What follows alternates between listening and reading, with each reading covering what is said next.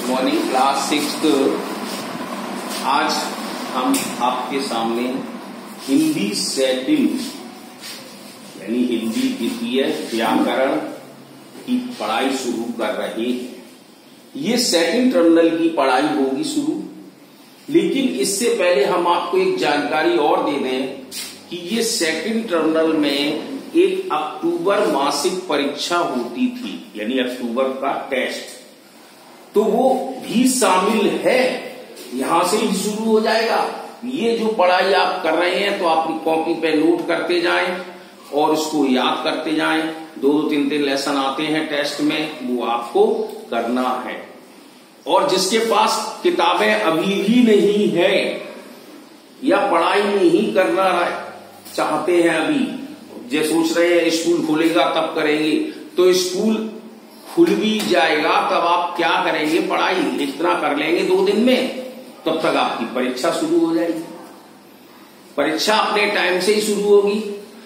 आपको इसीलिए आज से ही आप प्रयत्न करना शुरू कर दें। सेकंड टर्मिनल, फर्स्ट टर्मिनल आपका निकल गया, सेकंड टर्मिनल तो कम से कम सुधार लो। अगर स्कूल खुल गया, ये ध्यान कर लेना, स्कूल तो खुलने वाला ही है, अगर खुल भी गया तो आपकी मासिक परीक्षा इसी विद्यालय में होगी, फिर आप नकल भी नहीं कर पाएंगे, फिर कहेंगे हमारा 0 आया। तो इसलिए शुरुआत कर दीजिए पढ़ाई को। अगर किताब नहीं है तो किताबें आप खरीद लो, मैनेज कर लो धीरे धीरे करके। अब तो कुछ नहीं बचा। तो आज हम पाठ 6 में शब्द रचना समास का पाठ पढ़ेंगे। समास है क्या? जैसे कि हम कोई भी 2 पद ले, 2 ग्रुप, 2 समूह लेते हैं, अब उनको अगर हम जोड़ दें तो ये समास का निर्माण कर देता है। अब जैसे दशानन, अब 10 सिर वाला। अब 10 सिर वाला कौन है ये तो आपको मालूम है, रावण।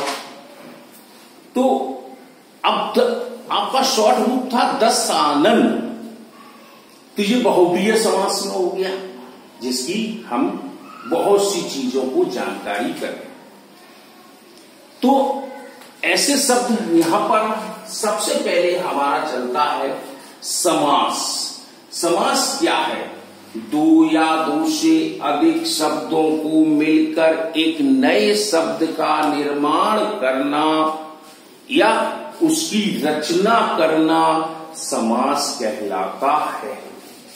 आपकी बुक में भी है, आप देख सकते हैं, 2 या 2 से अधिक शब्दों को मिलाकर एक नए शब्द का या नए जो शब्द बन रहा है उसकी हम रचना करें या उसकी हम निर्माण करें तो वह समास कहलाता है। अब इसी के अंतर्गत में समस्त पद और समास विग्रह क्या है, तो इसी के अंदर समस्त पद में देखते हैं। समास रचना में कम से कम 2 पद जरूर होने चाहिए। पहला पूर्व पद और दूसरा उत्तर पद, यानी कि पूर्व।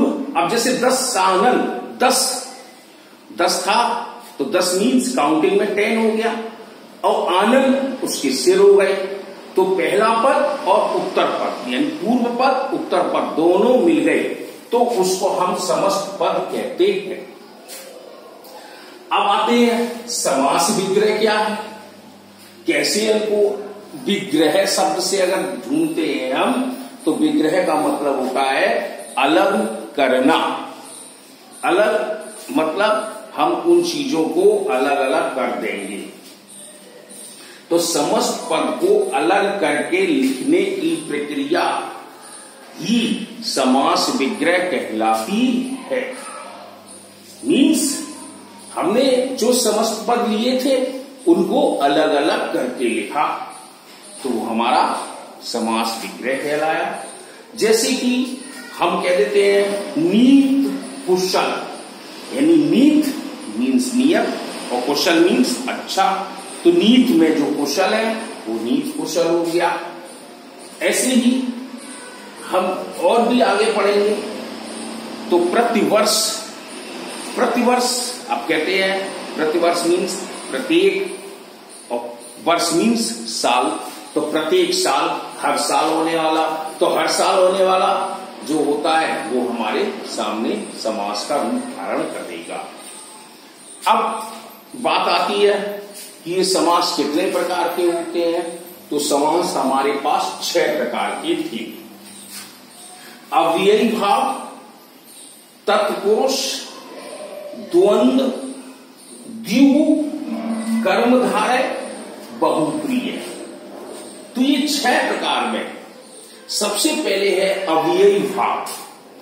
अव्ययी भाव क्या जानते हैं?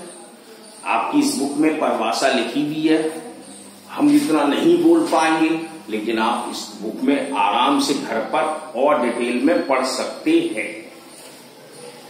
जिस समास में पहला पद प्रधान हो, प्रधान मतलब मुखिया, और उसके समस्त पद, जैसे अभी मैंने आपको बोला था समस्त पद इसमें, तो उसके जो उत्तर पद है या समस्त पद जो बचा हुआ है वो अव्यय, अव्यय का हमें ज्ञान करा रहा हो, तो ऐसे समासों को हम अव्ययी भाव समास कहते हैं।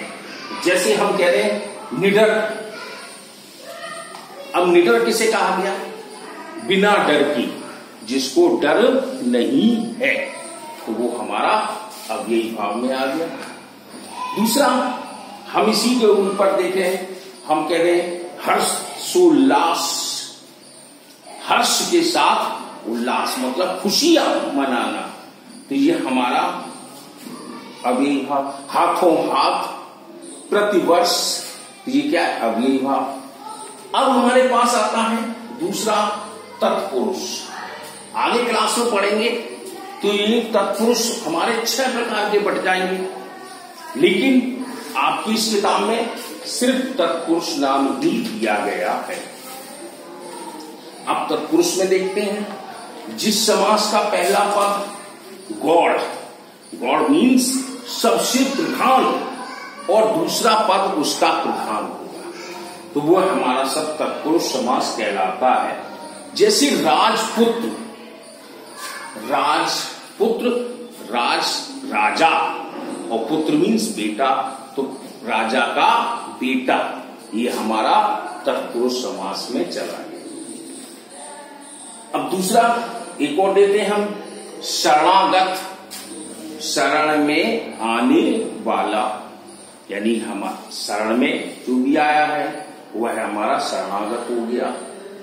जीवन साथी, जीवन का साथ, यानी जीवन भर हमें साथ देने वाला, तो जीवन का साथी हो गया। तो हम आपसे फिर से कह रहे हैं, ये किताबों में हर चीज देखने को मिलेगी, आप इसको ध्यान से पढ़ना। अब हम तुमको द्वंद्व समास में ले चलते हैं। तो तीसरा समास द्वंद्व है। इसमें भी पहला पद, दूसरा पद दोनों एक दूसरे से प्रधान होते हैं। जैसे भाई बहन, भाई और बहन दोनों हो गई, दोनों पद प्रधान है, भाई अपनी जगह है, बहन अपनी जगह है। सीता राम, सीता अलग है, राम अलग है। तो ऐसे शब्द हमारे द्वंद्व में आते हैं। तो केवल आप आज 3 का पढ़ेंगे, फिर कल हम इन 3 का पढ़ाएंगे। तो धीरे धीरे करके आप इसको पढ़ते चले जाएं, और किताब से पढ़ेंगे तभी ढंग से समझ में आएगा। आप इतनी ध्यान कर लें, इसलिए किताब आपके पास होना जरूरी है।